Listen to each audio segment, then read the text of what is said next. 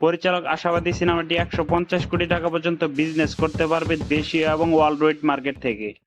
নবাব শিকারী ভাইজান ও সর্বশেষ প্রিয়তমা ছবির মাধ্যমে নতুন রূপে আন্তর্জাতিক বাজারে পরিচিত পান সুপারস্টার শাকিব খান।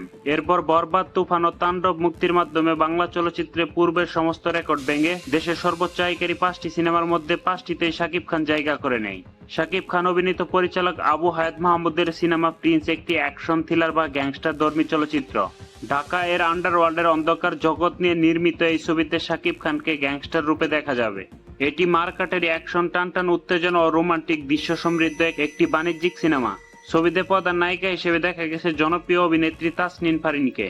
এছাড়াও সিনেমাটিতে কলকাতার অভিনেত্রী জ্যোতির্ময় কুণ্ডু গুরুত্বপূর্ণ ভূমিকায় অভিনয় করেছেন। প্রধান ভিলেন বা খলনায়ক চরিত্রে অভিনয় করেছেন বলিউডের জনপ্রিয় অভিনেতা দিবেন্দ্র ভট্টাচার্য।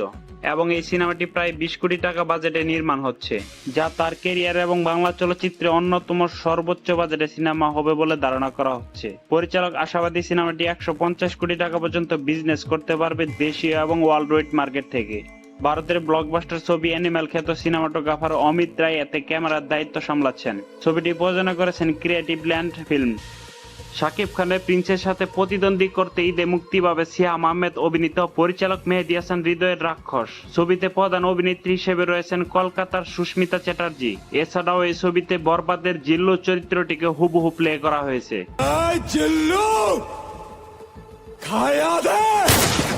যা ইন্ডিয়ার সবচেয়ে বড় সিনেমাটিক ইউনিভার্স লুকেশ ইউনিভার্সের লিও বিক্রম ক্যাথির মতো সিনেমায় এরকম রোল প্লে দেখানো হয়েছিল। এটি তার পরিচালনায় দ্বিতীয় সিনেমা। তার প্রথম সিনেমা বরবাদ নির্মাণের মাধ্যমে তিনি তার সিনেমাটি পেশাদারিত্ব দেখিয়েছেন। বরবাদ এখন পর্যন্ত সর্বোচ্চ আয়কারী বাংলা চলচ্চিত্র।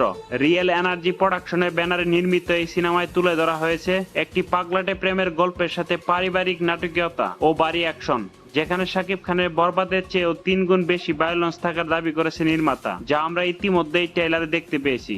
কমার্শিয়াল বক্স অফিসে শাকিব খানের প্রিন্স এবং সিয়াম আহমেদের রাক্ষসের হাড্ডাহাড্ডি লড়াই দেখতে ঈদ পর্যন্ত আমাদের অপেক্ষা করতে হবে।